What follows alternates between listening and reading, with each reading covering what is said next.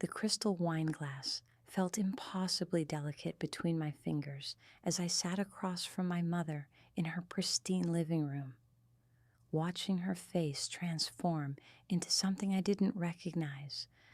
The question I'd asked seemed simple enough, innocent even, but the way Cordelia Ravencroft's eyes narrowed into slits told me I'd just crossed a line I hadn't known existed. "You're not getting anything. Get out." The words hung in the air between us like smoke from a fire that had been smoldering for years, finally erupting into flames. I took another slow sip of the Bordeaux she'd poured with such ceremony just minutes earlier, when she'd still been playing the role of gracious mother, entertaining her successful daughter for their monthly dinner. "All right then," I said, setting the glass down with deliberate precision on the mahogany side table that had belonged to my grandmother. "Don't expect any help from me either." The silence that followed was deafening. Outside, the October wind rattled the windows of the sprawling Edwardian house where I'd grown up, where every room held memories of a childhood that now seemed to belong to someone else entirely. The grandfather clock in the hallway ticked away the seconds as my mother's face cycled through emotions I couldn't quite read. Surprise, anger, something that might have been fear.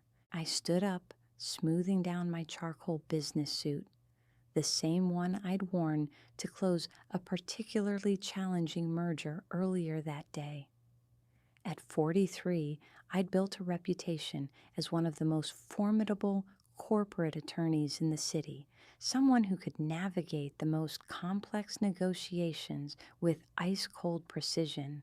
But sitting in my childhood home, I felt like I was 7 years old again, desperately trying to understand why nothing I did was ever quite right. "Serafina, sit down." My mother's voice had recovered some of its usual commanding tone, the one that had directed countless charity galas and intimidated 3 generations of household staff. "We need to discuss this rationally." "No, Mother, I think we're done discussing things." I picked up my leather briefcase, the one I'd bought myself when I made partner 5 years ago. "I asked a simple question about Father's will, and you made your position perfectly clear. What I didn't tell her was that I'd already seen the will. Had seen it 3 months ago, in fact, when I'd been going through my father's papers after his sudden heart attack. Octavius Ravencroft had been dead for exactly 97 days, and in all that time, my mother had never once mentioned the document that would determine the distribution of his considerable estate. The irony wasn't lost on me. For 25 years, I'd been the family's unofficial financial advisor, the one they called when investment decisions needed to be made or legal documents required review. I'd helped them navigate tax implications, estate planning, even the complex restructuring of Father's pharmaceutical company when new regulations threatened to tank their stock price. But apparently, none of that had earned me a place at the table when it came to my own inheritance. Your father made his decisions based on what he felt was best for the family," my mother said, following me toward the front door. Her voice had taken on that carefully modulated tone she used when she was about to deliver what she considered profound wisdom. "Lysander and his family have greater needs than you do." Lysander, my younger brother, who at 39 had never held a job for more than 18 months, who'd managed to burn through 2 trust funds and a small fortune in gambling debts. Lysander, whose charming smile and effortless charisma had gotten him out of every scrape since childhood, while I'd been expected to be the responsible one, the reliable one, the one who cleaned up everyone else's messes. "Greater needs," I repeated, pausing with my hand on the ornate brass doorknob. "Is that what we're calling it?" My mother's face flushed slightly, the first crack in her composed facade. Serafina, you have your career, your independence. You've always been so determined to prove you don't need anyone. Lysander has a wife and children to think about. The accusation stung because it held just enough truth to bite. I had always been independent, had fought for every achievement, every promotion, every ounce of respect I'd earned in a profession that wasn't always welcoming to women. But independence and not needing anything were two entirely different things.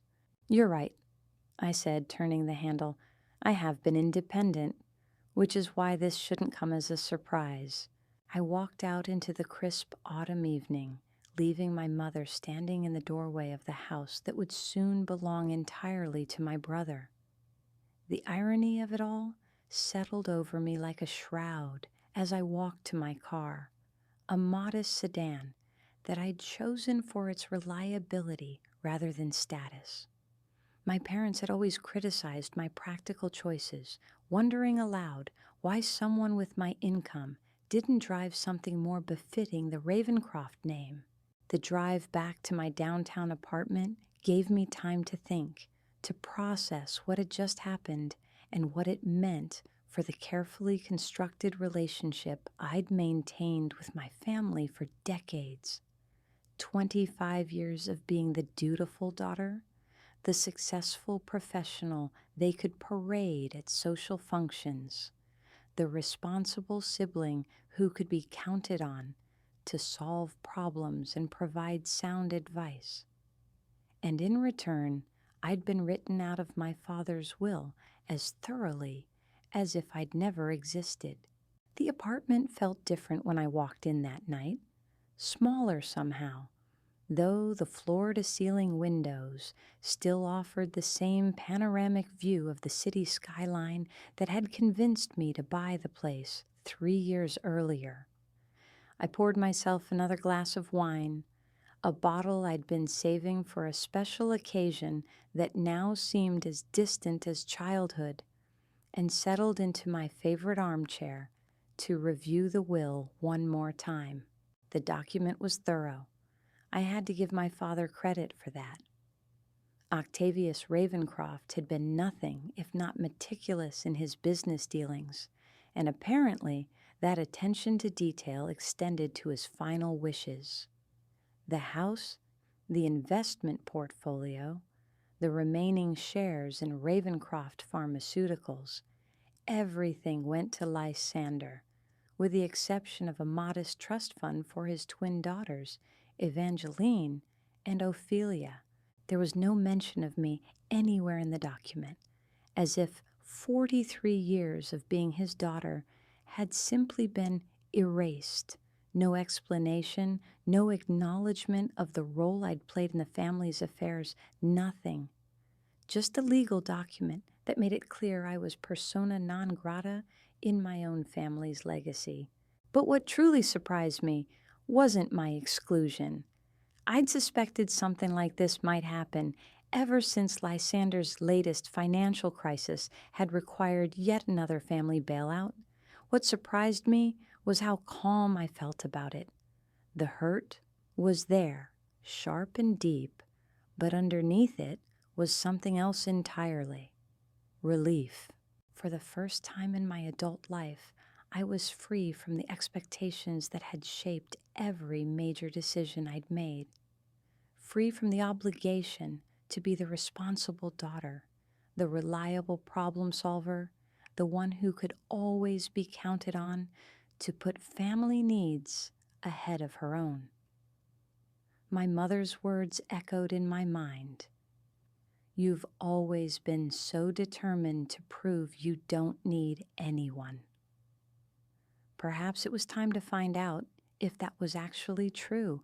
The next morning arrived gray and overcast, matching my mood as I prepared for what I knew would be an interesting day at the office. My secretary, Mrs. Pemberton, had already arranged my calendar to accommodate the lunch meeting I'd requested with my brother, a meeting I'd set up before yesterday's revelation, but that now carried an entirely different purpose. Lysander arrived at the restaurant 15 minutes late, as usual, his expensive suit wrinkled and his trademark grin slightly forced. At first glance, my brother was everything our parents had always wanted in a child: charming, handsome, effortlessly social.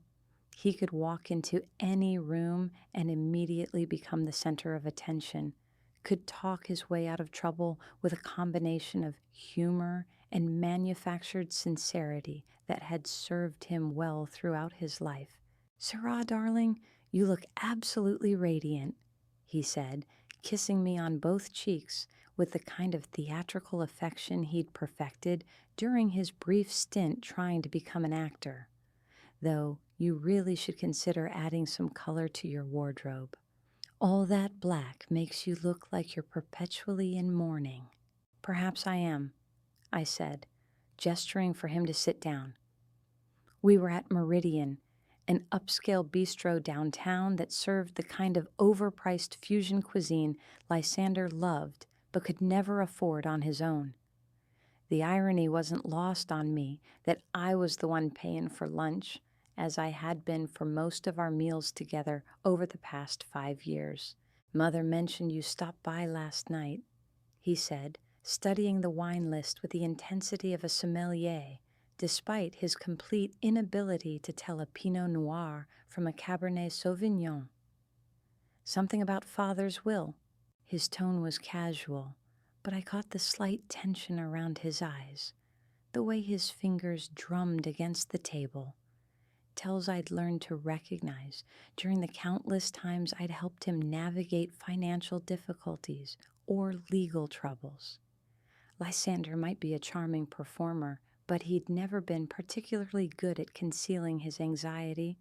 "Yes, we had quite an illuminating conversation," I said, ordering a simple salad when the server appeared. Lysander, predictably, chose the most expensive item on the menu, along with a bottle of wine that cost more than most people spent on groceries in a month.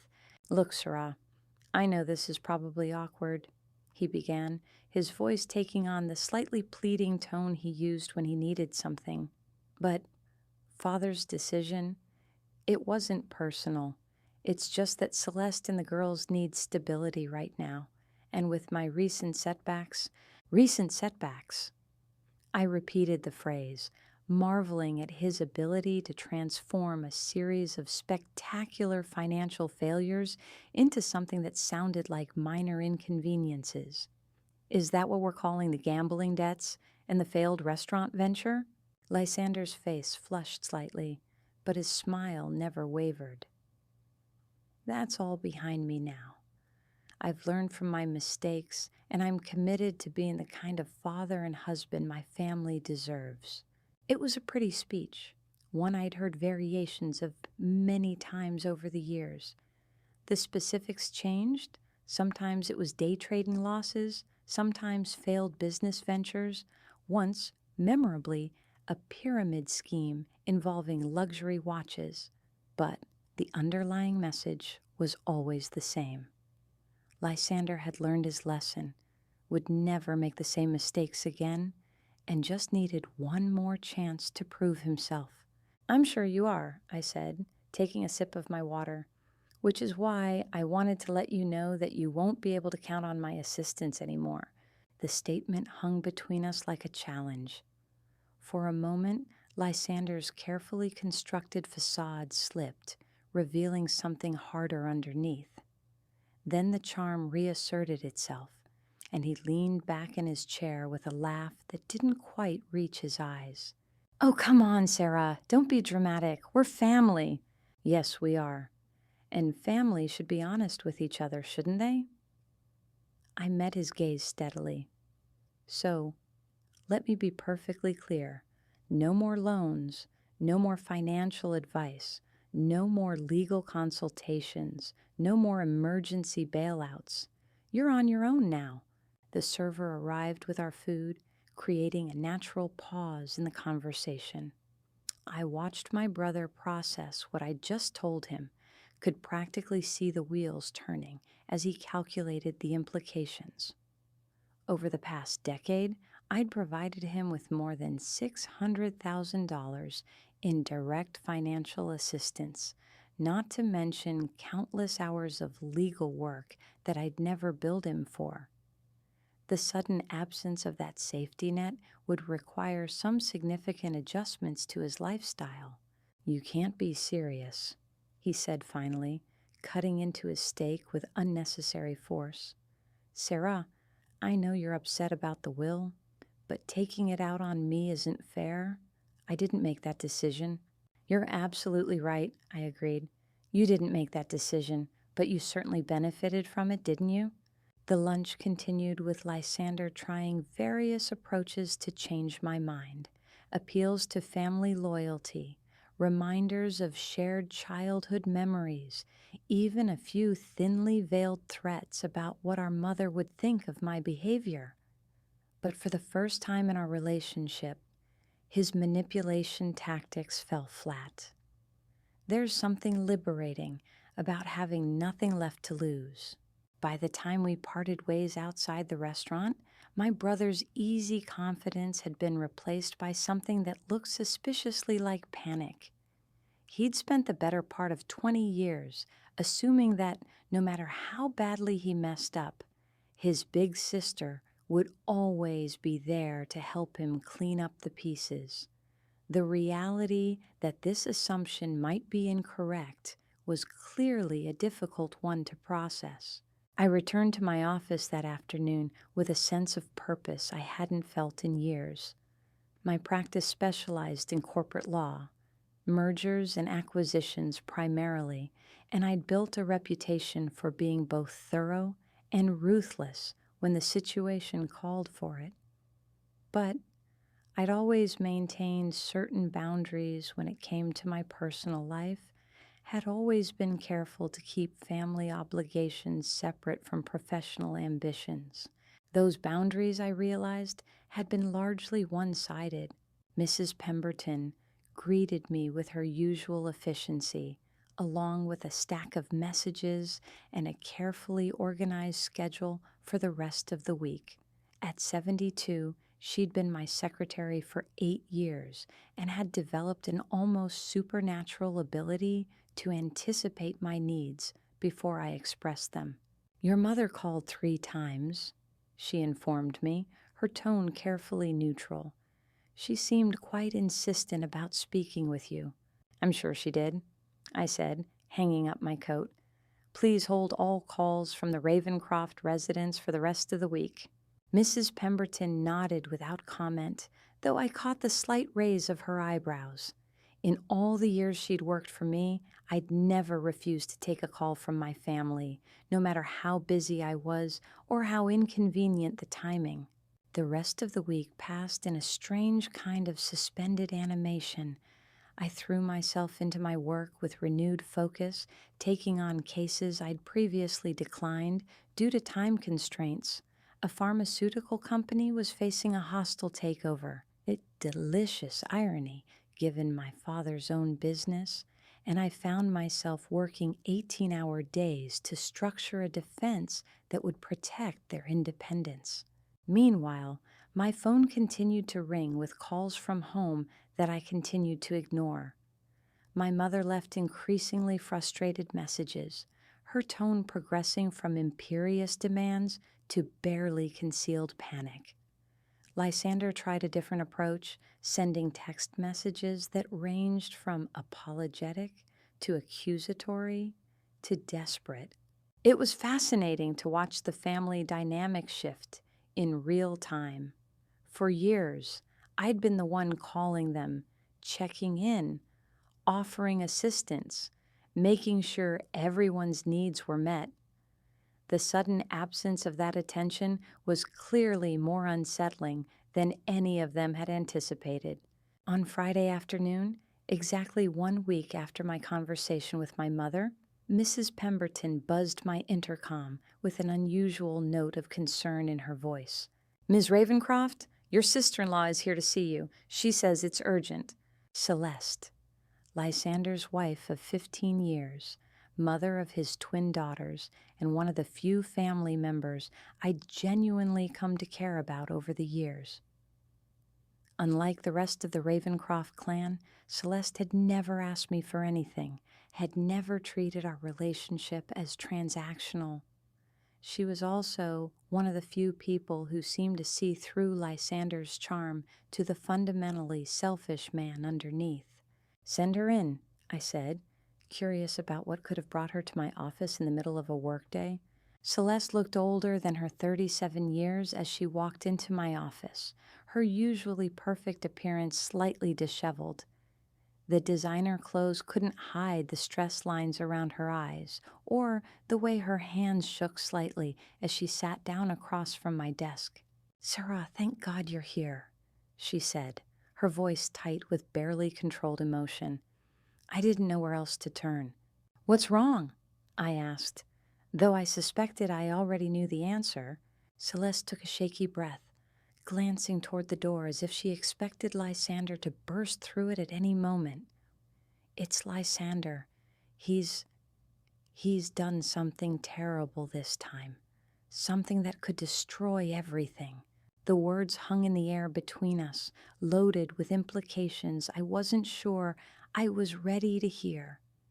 But as I looked at my sister-in-law's frightened face, I realized that whatever my brother had done this time, it was going to be far worse than his usual collection of bad investments and unpaid debts. "Tell me," I said, settling back in my chair and preparing myself for what I suspected would be a very long conversation. Celeste's story unfolded slowly, punctuated by tears and long pauses as she struggled to find the words to describe what she'd discovered. It began, as these things often did, with small inconsistencies that she'd initially chosen to ignore. Bills that Lysander claimed to have paid, but that continued to arrive with late notices. Phone calls that he would take in private, stepping outside or into another room. A growing distance between them that she'd attributed to the stress of his latest failed venture. But the real revelation had come 3 days ago, when she'd received a call from their daughter's private school informing her that tuition payments were severely behind. Not just late, but months overdue, with the total amount approaching $30,000. When she'd confronted Lysander about it, he'd initially tried to dismiss it as a clerical error, then claimed he was waiting for funds from a new business opportunity to clear. It was only when she'd insisted on seeing their bank statements that the full scope of the problem became clear. Not only were they behind on the school tuition, but the mortgage on their house was in default. Their credit cards were maxed out, and Lysander had apparently borrowed against his life insurance policy to cover previous debts. "He promised me this wouldn't happen again," Celeste said, her voice breaking. "After the restaurant failed, after the day trading losses, he swore to me that he was done taking risks with our family's security. He said he'd learned his lesson." I handed her a box of tissues, my mind already calculating the scope of the financial disaster she was describing. Based on what she'd told me, Lysander was looking at debt totaling well over $200,000, not including whatever penalties and interest had accumulated.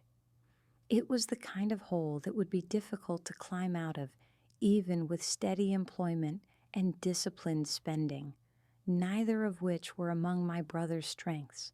"How much does he owe in total?" I asked gently.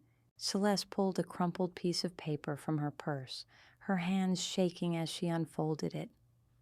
"I tried to add it all up last night, between the mortgage, the credit cards, the school, and some other debts I'm just learning about. I think it's close to $350,000. The number hit me like a physical blow. $350,000.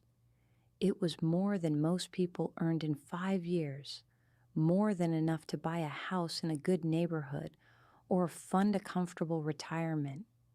And Lysander had managed to lose it all in the space of 18 months, apparently without his wife having any real understanding of what was happening.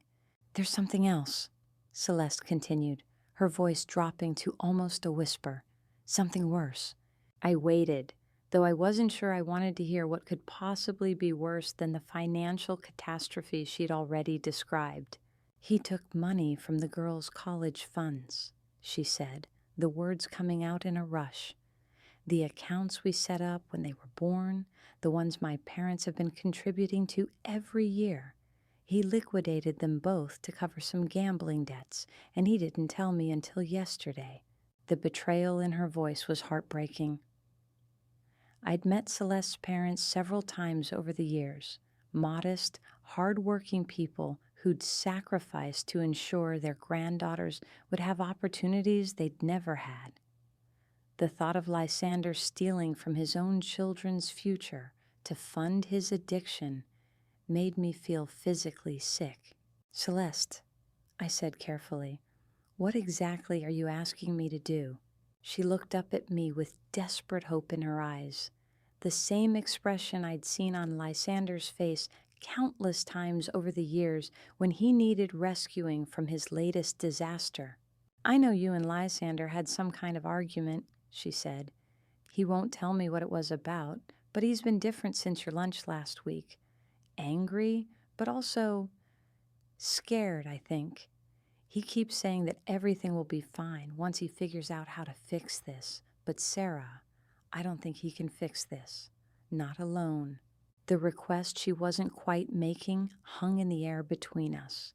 She wanted me to save them, to step in and solve the crisis the way I'd done so many times before, the way everyone in my family had come to expect I would do, regardless of the personal cost.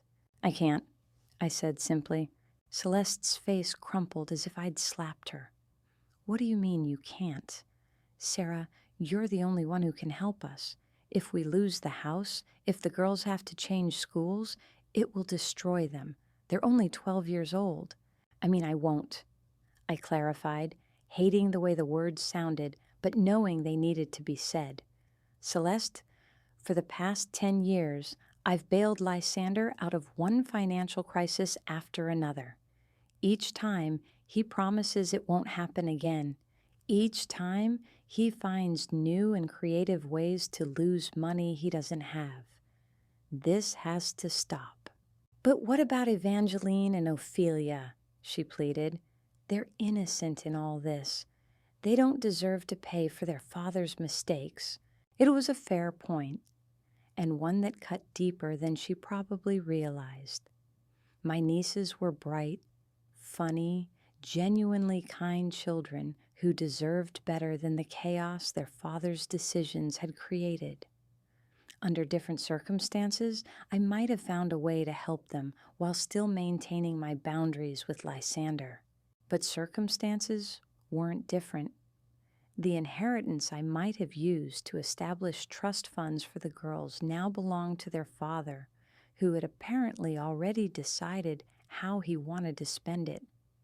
The money I might have lent to keep them in private school had already been given to Lysander in various forms over the years, with predictable results.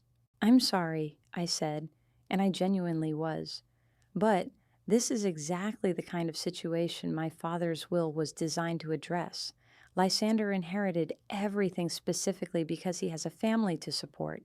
Now he needs to figure out how to do that responsibly." Celeste stared at me for a long moment, as if she were seeing me clearly for the first time.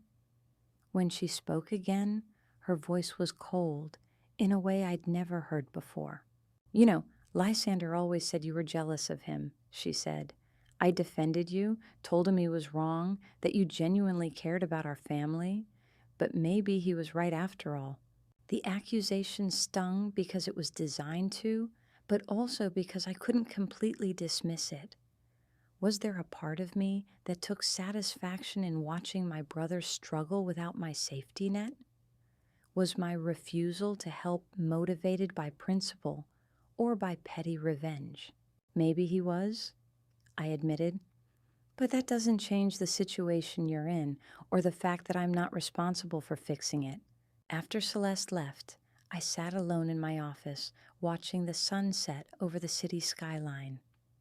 The week that had begun with a simple question about my father's will had transformed into something much larger and more complicated. I'd drawn a line in the sand with my family, established boundaries that had never existed before, and now I was beginning to see the consequences of that decision. Part of me felt guilty, of course. The image of my nieces' faces when they learned they'd have to leave their school, their friends, their comfortable life was almost more than I could bear. But another part of me felt something I hadn't experienced in years: the freedom that comes from refusing to enable destructive behavior. My phone buzzed with another text from Lysander, the fifth one that day. This time, instead of deleting it unread, I opened it. "Sarah, please call me. I know you're angry, but we need to talk.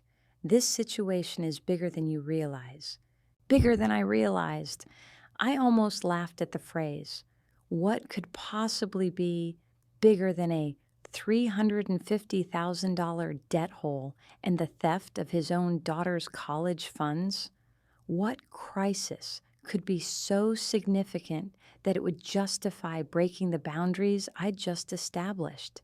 As if summoned by my thoughts, Mrs. Pemberton's voice came through the intercom again. "Ms. Ravencroft, I'm sorry to disturb you, but there are two gentlemen here who say they need to speak with you immediately. They're from the Securities and Exchange Commission, the SEC." My blood turned to ice as the implications hit me. Whatever Lysander had done this time, it apparently went far beyond personal financial mismanagement. It had crossed the line into something that had attracted federal attention. I straightened my suit jacket and checked my appearance in the mirror behind my desk. 25 years of practicing law had taught me that composure was everything, especially when dealing with government investigators.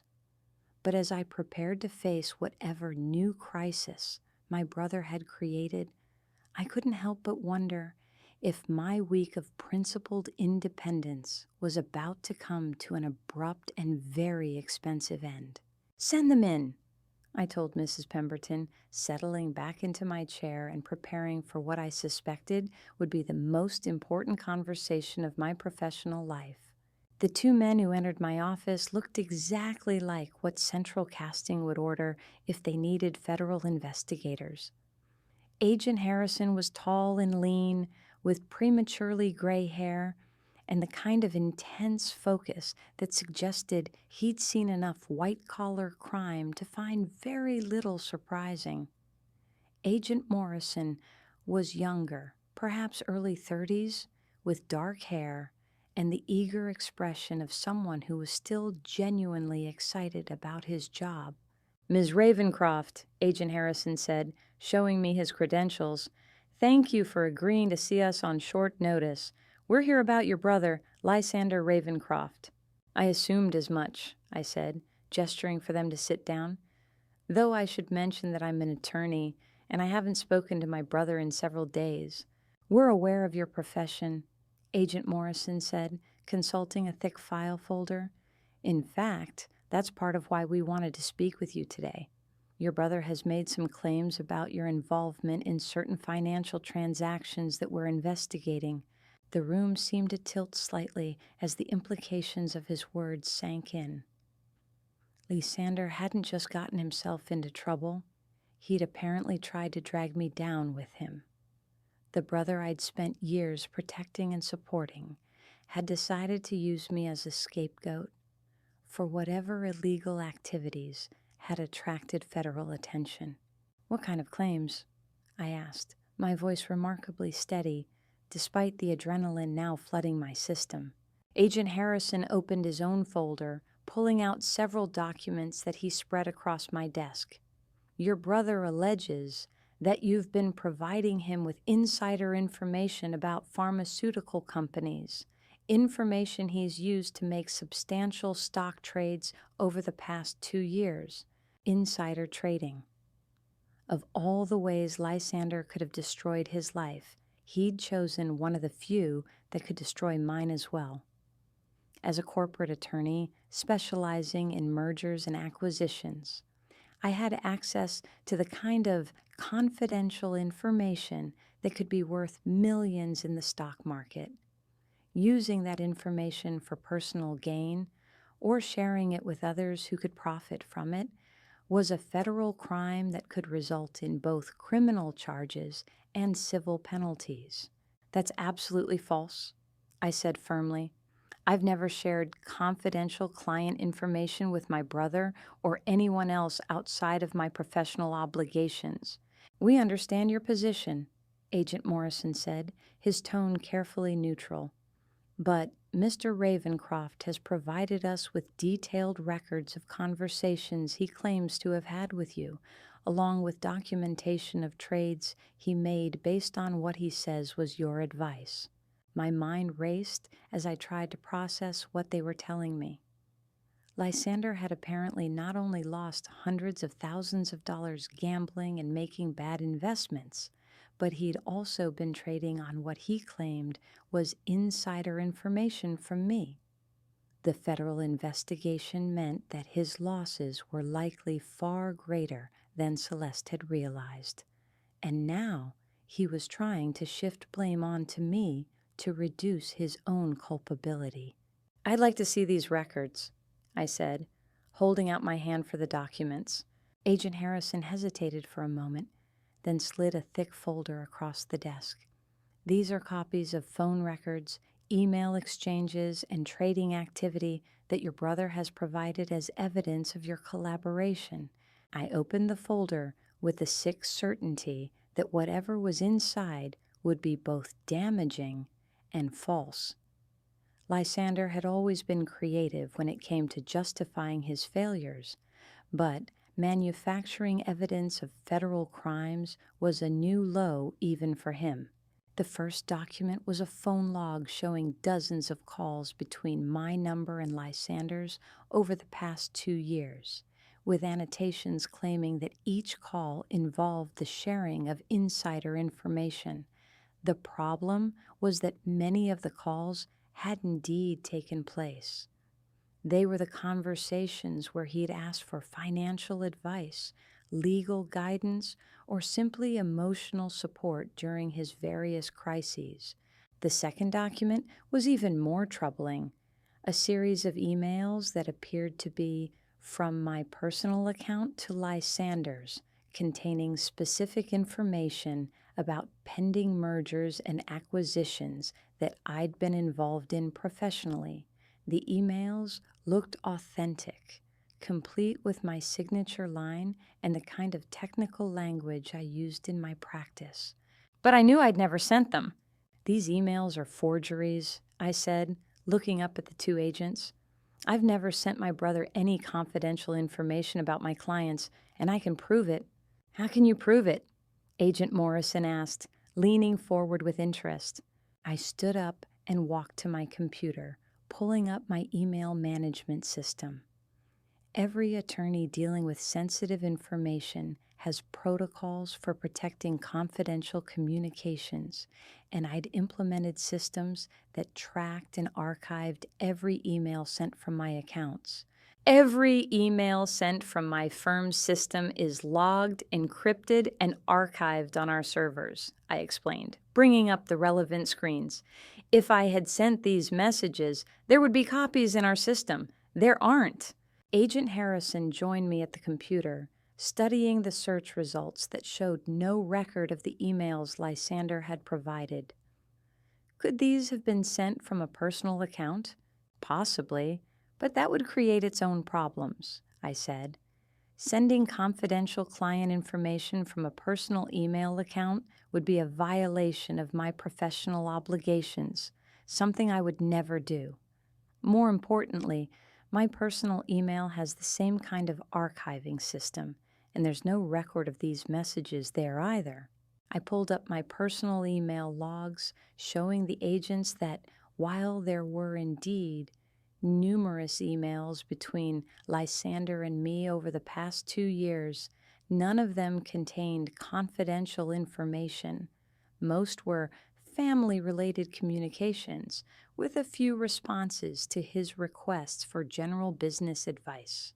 "This is very helpful," Agent Morrison said, making notes in his file. "But you understand that we'll need to verify this information independently. We'll need access to your email servers and phone records to confirm that these documents are forgeries."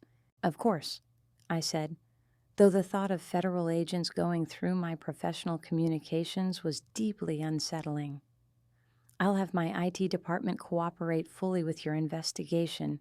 Agent Harrison was studying the forged emails more closely, comparing them to the legitimate messages on my computer. "These are sophisticated forgeries," he observed. "Whoever created them had access to your actual email signature, your writing style, and detailed knowledge of your professional work." The implication was clear. The forgeries weren't the work of some random scammer. They'd been created by someone with intimate knowledge of my professional life and access to examples of my actual communications. Someone like a family member who'd received hundreds of legitimate emails from me over the years. "There's something else you should know," Agent Morrison said, returning to his chair. "Your brother's trading losses are substantially larger than you might be aware of. He's lost approximately $1.8 million over the past 18 months.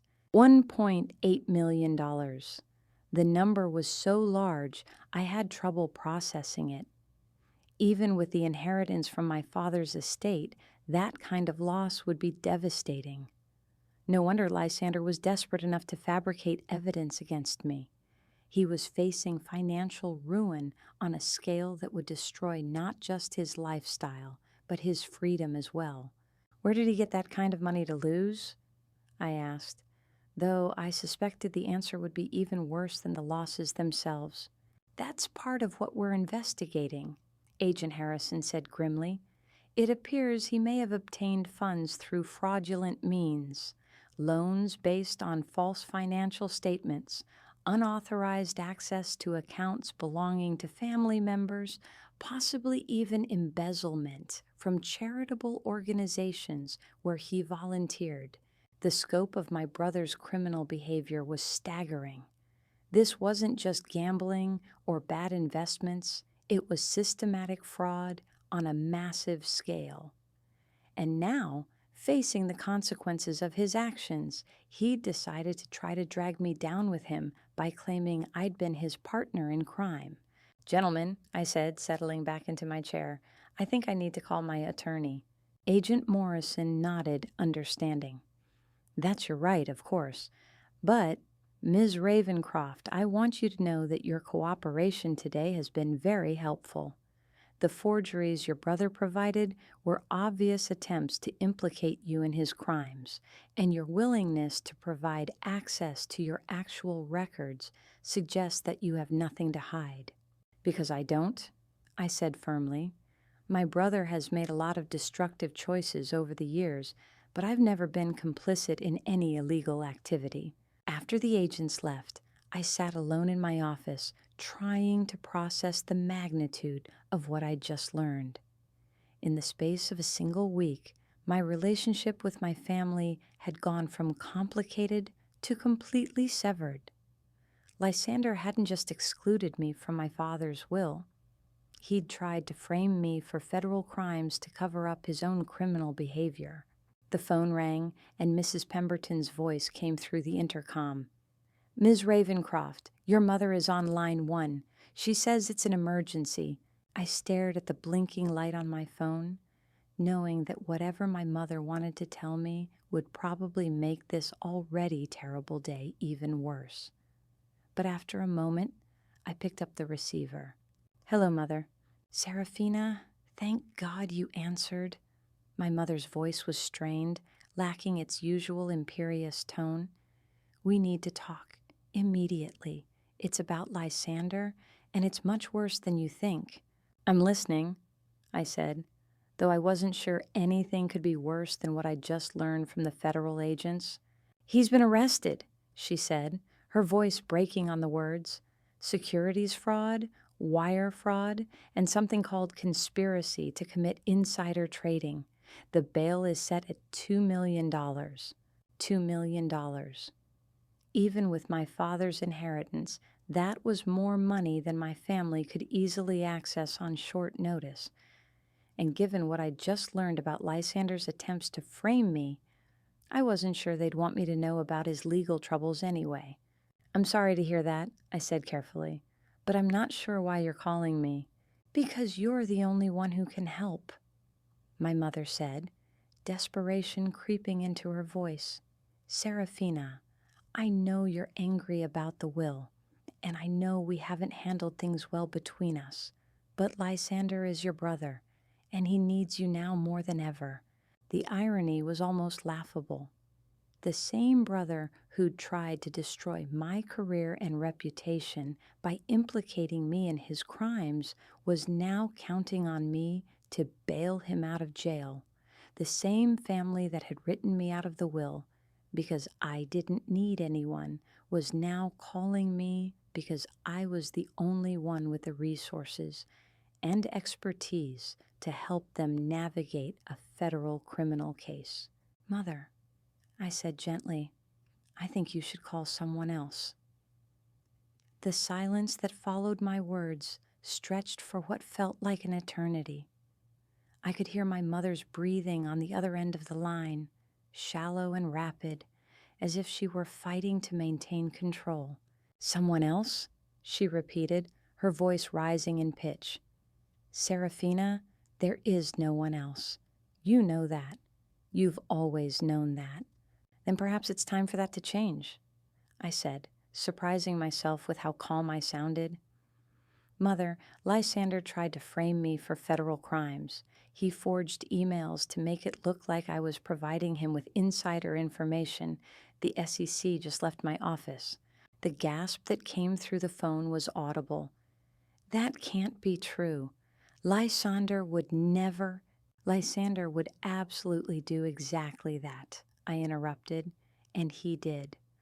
"I have federal agents going through my professional communications right now to prove that the evidence he provided was fabricated.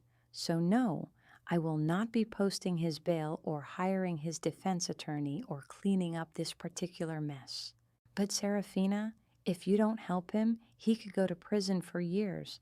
The girls will grow up with their father behind bars. Celeste will lose everything." The manipulation in her voice was so familiar, it almost made me laugh.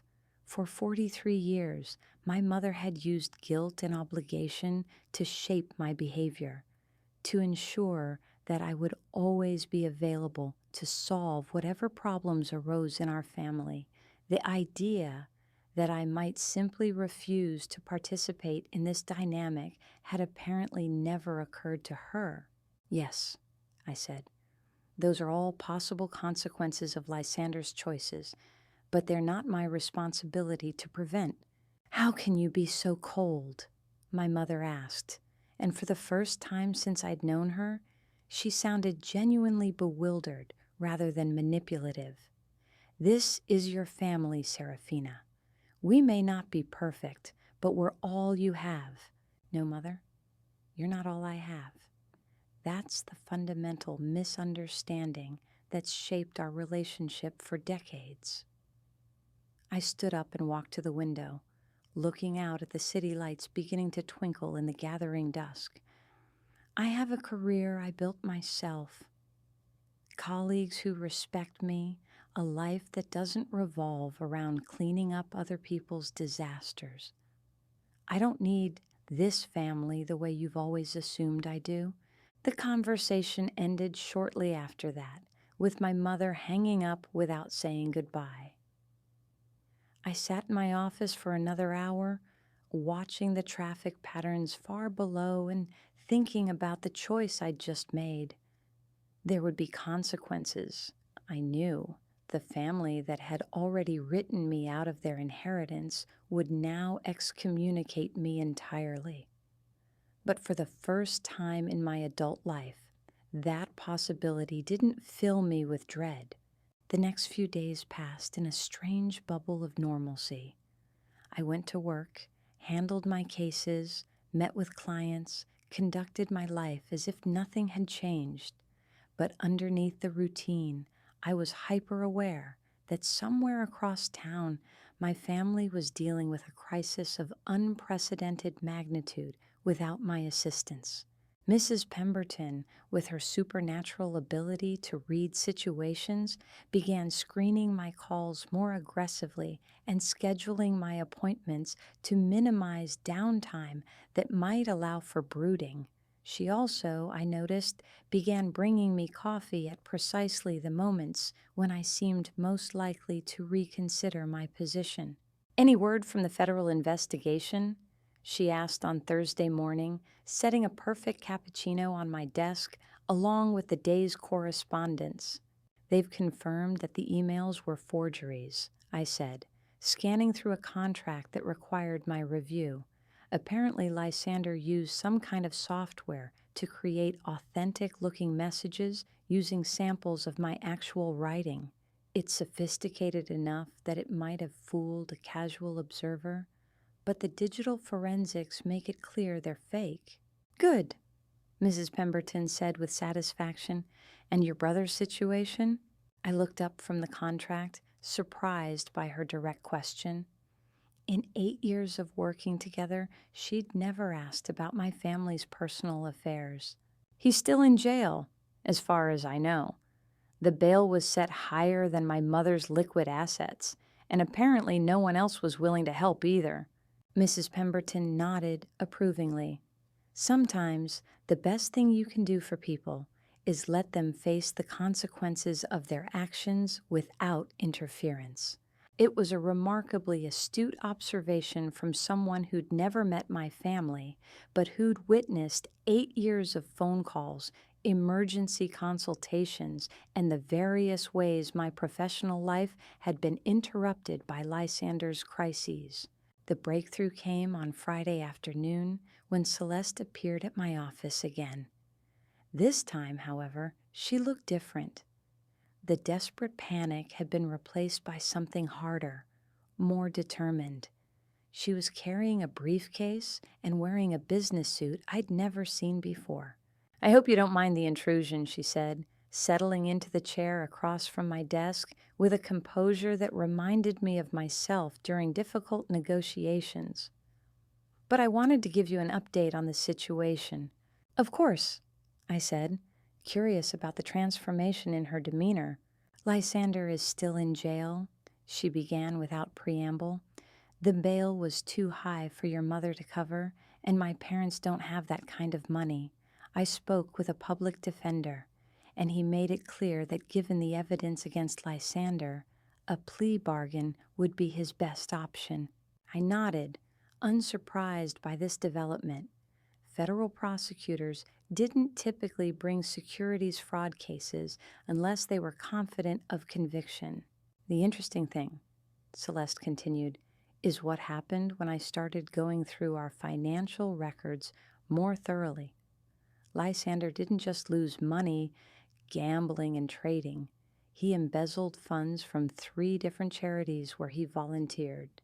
The total amount was over $400,000. The number hit me like a physical blow. I'd known my brother was capable of poor judgment and reckless spending, but outright theft from charitable organizations was a level of moral bankruptcy I hadn't imagined possible. More importantly," Celeste said, opening her briefcase, "I discovered that he'd been forging my signature on loan documents for over 2 years. Our house has been mortgaged and remortgaged multiple times without my knowledge. The debt load is actually closer to $800,000, not the $350,000 I initially calculated. She pulled out a thick folder of documents, spreading them across my desk with the efficiency of someone who'd spent considerable time organizing complex information. "This is what I wanted to show you," she said, pointing to a particular set of papers. "Lysander took out a home equity loan 6 months ago using forged documents that claimed I'd co-signed the application. The loan was for $200,000, and according to the bank's records, he used my identity to provide false employment information and income statements. Identity theft. Added to the securities fraud, embezzlement, and forgery charges, my brother was facing what would likely amount to a decades-long prison sentence." "Celeste," I said gently, "why are you telling me this?" She looked up from the documents, meeting my eyes directly. "Because I wanted you to know that your decision was the right one. If you'd bailed him out this time, if you'd hired expensive lawyers to minimize his sentence, he would have learned that there are no real consequences for his actions. He would have continued destroying lives until someone stopped him." The vindication I felt was complicated by genuine sadness for what her discovery meant for her and the girls. "What will you do now?" "I filed for divorce," she said matter-of-factly. "I've also contacted the FBI about the identity theft and forgery, which will add federal charges to his case. The prosecutor has offered me immunity in exchange for my cooperation in documenting the full scope of his financial crimes." I stared at her, impressed despite myself by her transformation from desperate wife to determined prosecutor of her husband's crimes. "The girls and I are moving in with my parents temporarily," she continued. "It's not ideal, but it's stable. I've also contacted the school about a hardship scholarship program. Apparently, they have provisions for situations like this." "And Evangeline and Ophelia? How are they handling everything?" For the first time since she'd arrived, Celeste's composure cracked slightly. "It's hard. They don't understand why their father can't come home, why we have to leave the house they grew up in. But they're resilient, and they have family support. More support, actually, than I realized we had." She gathered the documents back into her briefcase, preparing to leave. "There's one more thing I wanted to tell you. Your mother has been calling me every day, asking if I think you might change your mind about helping with Lysander's legal defense." "And what do you tell her?" "I tell her that I hope you don't," Celeste said firmly, "because for the first time in 15 years, Lysander is actually facing consequences for his behavior. If someone rescues him now, he'll never learn to rescue himself." After she left, I sat in my office processing what she'd told me. The scope of Lysander's crimes was even worse than I'd imagined, but more importantly, his wife had found the strength to break free from the cycle of enabling that had characterized our family for decades. In refusing to help him, I'd inadvertently forced Celeste to confront the reality of her situation and take action to protect herself and her daughters. The trial, when it came 4 months later, was a media spectacle that I watched from a distance. Lysander had eventually pled guilty to 7 federal charges in exchange for a reduced sentence of 12 years in prison. The local newspapers covered the story extensively, particularly because of the charitable organizations he'd defrauded and the sophisticated nature of his identity theft schemes. I didn't attend the sentencing hearing, though Mrs. Pemberton clipped the relevant newspaper articles from my files. The photographs showed my mother sitting in the front row, looking older and frailer than I remembered. Celeste was nowhere to be seen. She'd testified during the plea negotiations, but had apparently chosen not to witness the final proceedings. 3 weeks after Lysander began serving his sentence, my mother called me again, This time, however, her tone was completely different from our previous conversations. "Serafina," she said, her voice quiet and uncertain, "I was wondering if we might have lunch together, just the two of us." I agreed, more out of curiosity than any desire for reconciliation. We met at a small bistro downtown, neutral territory that held no family history or emotional associations. My mother arrived exactly on time, wearing a simple black dress that made her look smaller and more vulnerable than the imperious woman who'd raised me. "Thank you for coming," she said as we were seated. "I wasn't sure you would." "Neither was I admitted. We ordered our meals with minimal conversation, the weight of everything that had happened settling between us like an unwelcome third party. Finally, my mother set down her water glass and looked at me directly. "I owe you an apology," she said. "Several apologies, actually." I waited, unsure where this conversation was heading. "I was wrong about the will," she continued. "Wrong to exclude you. Wrong to assume that Lysander needed or deserved everything. Wrong to believe that your independence meant you didn't deserve recognition for everything you'd contributed to this family." The admission surprised me, not because I doubted its truth, but because I'd never expected to hear her acknowledge it. "More than that," she said, "I was wrong about what happened with Lysander's arrest. When you refused to help, I thought you were being vindictive. I thought you were punishing him to hurt me. I didn't understand that you were trying to save him." "I wasn't trying to save him," I said honestly. "I was trying to save myself." My mother nodded slowly. "Yes, I understand that now. But the effect was the same, wasn't it? If you'd bailed him out, if you'd made this problem disappear the way you'd made all the others disappear, he would have continued until he destroyed even more lives." She reached into her purse and pulled out a manila envelope, setting it on the table between us. "I've had your father's will revised," she said. "Actually, I've had it completely rewritten. Lysander obviously can't inherit anything while he's incarcerated, and even after his release, I think it's clear that he's not capable of managing significant assets responsibly." I stared at the envelope, making no move to open it. "Half of everything goes to you," she continued. "The other half goes into trust funds for Evangeline and Ophelia, with you as the trustee. They'll receive distributions for education and basic needs with full access when they turn 30.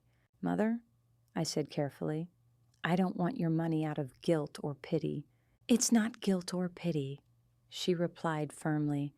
"It's justice. It's what should have happened from the beginning, and it's what your father would have wanted if he'd understood the situation clearly." I picked up the envelope, feeling its weight. Inside would be documents that would fundamentally change my financial situation, would give me resources I'd never expected to have. But more than that, it would represent something I'd wanted my entire life: recognition that I was valued as much as my brother, that my contributions mattered as much as his needs. "There's something else," my mother said.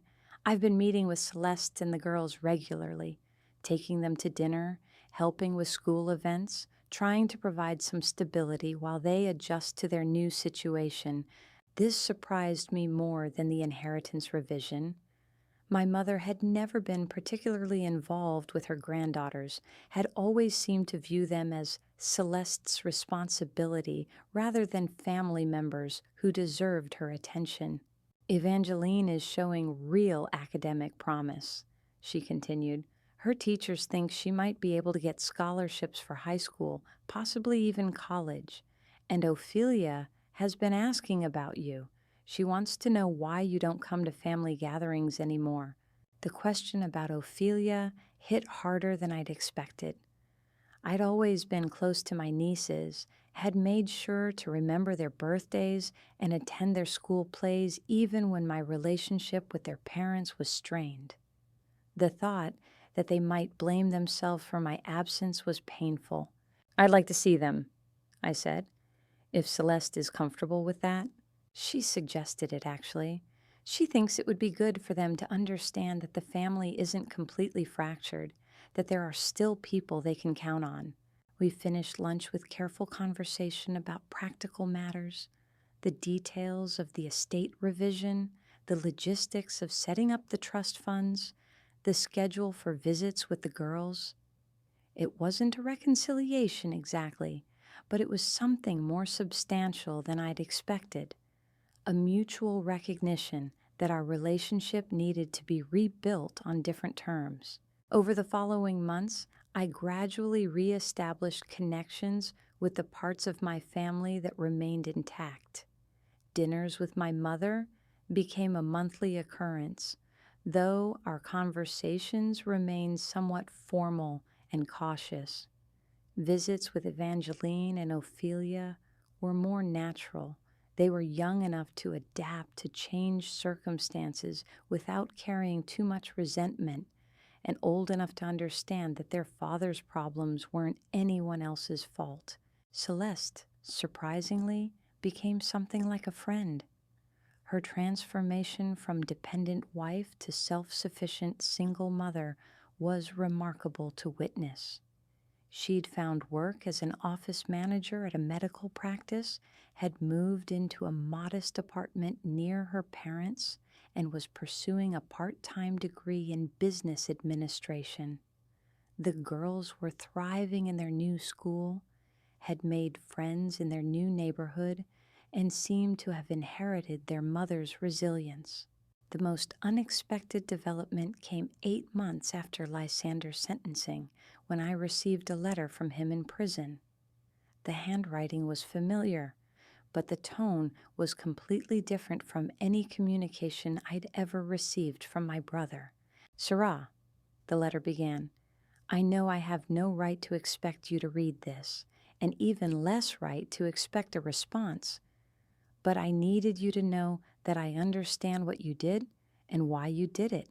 The letter went on for 3 pages, detailing his gradual recognition of the destruction he'd caused, his participation in prison counseling programs, and his understanding that the addiction and narcissism that had driven his behavior were problems he needed to address himself. For 39 years, I believed that being charming and likable was enough, he wrote. I thought that as long as people enjoyed my company, they would always be willing to fix my mistakes. I used that belief to justify taking advantage of everyone who cared about me, especially you. The most striking part of the letter was his acknowledgement of the damage he'd caused to his own daughters. Evangeline and Ophelia write to me sometimes, and I can see in their letters how much they've grown and changed since I've been gone. They're becoming strong, independent young women, despite everything I put them through. I think part of that strength comes from watching their mother rebuild our lives without me, and part of it comes from having you in their lives as an example of what's possible when someone takes responsibility for their own future. He ended the letter with something I'd never heard from him before, a genuine apology that didn't include any requests for assistance or forgiveness. "I don't expect you to respond to this letter, and I don't expect you to visit or maintain any relationship with me.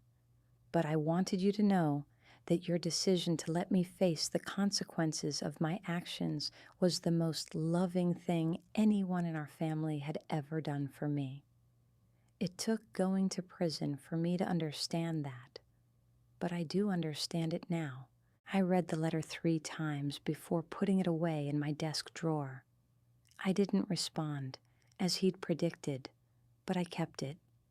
Perhaps someday, when enough time had passed and enough healing had occurred, there might be room for a different kind of relationship with my brother. But for now, it was enough to know that he was finally taking responsibility for his choices. The real resolution came not through any grand gesture or dramatic reconciliation, but through a series of small moments that gradually rebuilt trust and respect within what remained of our family. Sunday dinners with my mother, where we learned to have conversations that didn't revolve around crisis management.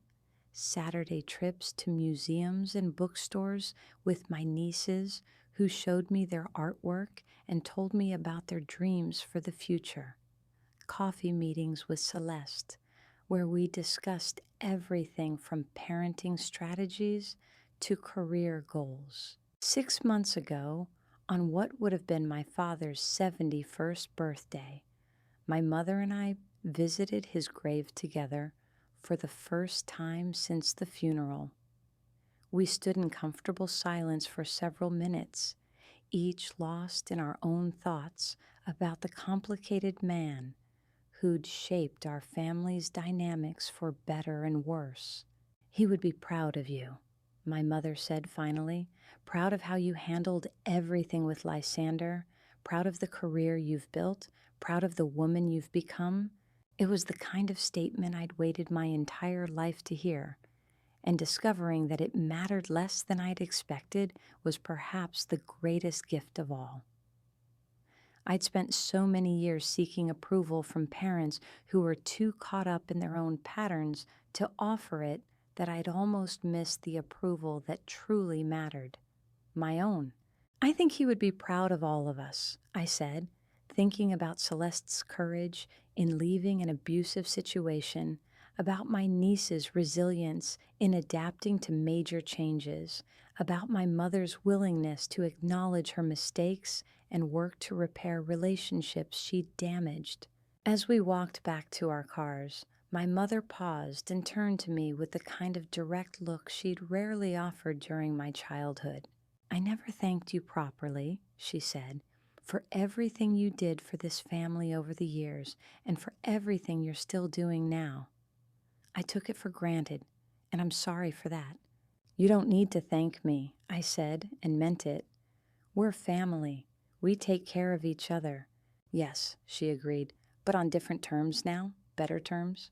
I think about that conversation often as I watch my nieces grow into confident, capable young women who understand that love and accountability aren't mutually exclusive.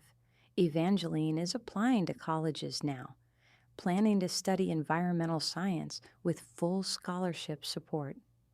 Ophelia has discovered a talent for debate and public speaking that reminds me of myself at her age.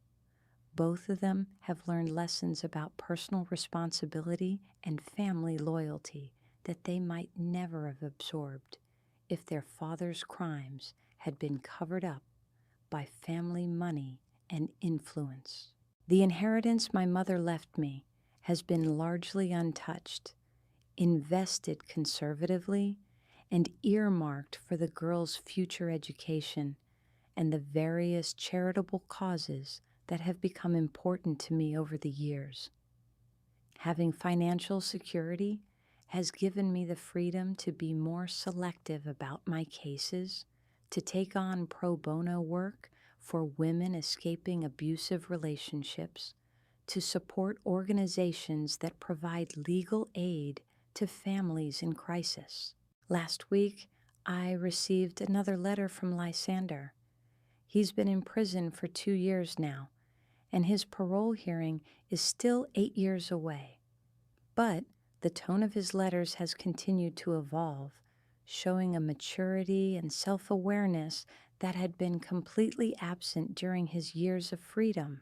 "I've been thinking about the night you walked out of Mother's house," he wrote in his latest letter, "about how calm you were when you told her you wouldn't be helping anymore.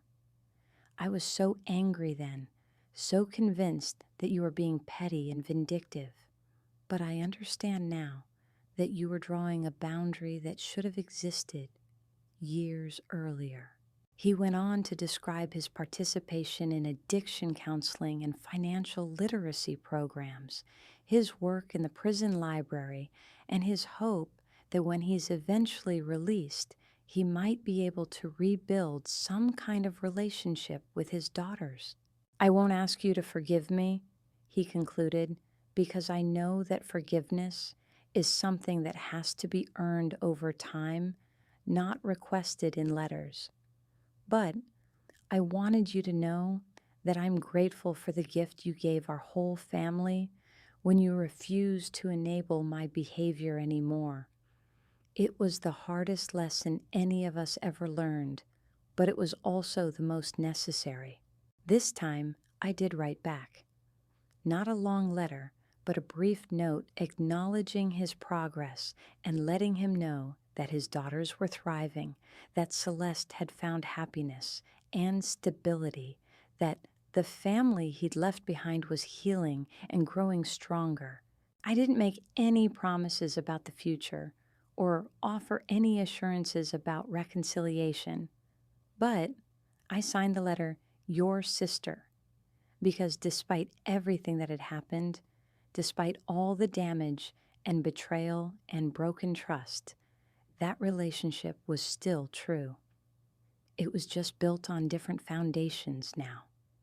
Foundations that could support the weight of honesty and accountability in ways our old family dynamic never could.